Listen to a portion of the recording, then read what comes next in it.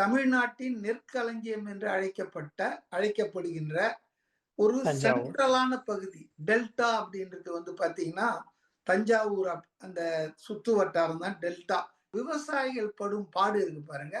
பல பேர் இன்னைக்கு விவசாயத்த அது நஷ்டம் தருகிறது, கட்டுப்படி ஆகல அப்படின்ற அடிப்படையில விவசாயத்தை விட்டு வெளியேறக்கூடிய ஒரு சூழல் இருக்கு. எங்க நெற்களஞ்சியம் என்று பெயர் பெற்ற, புகழ் பெற்ற.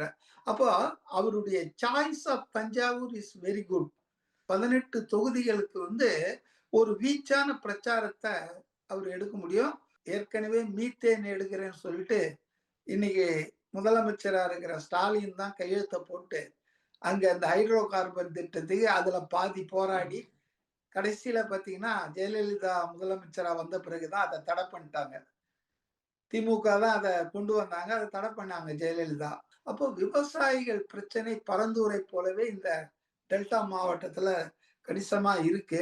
அதெல்லாம் ஒரு ஹைலைட் பண்ணி அதுக்கான தீர்வு, அது ஒரு பெஸ்ட் சாய்ஸ் தான் என்ன பொறுத்தவரை.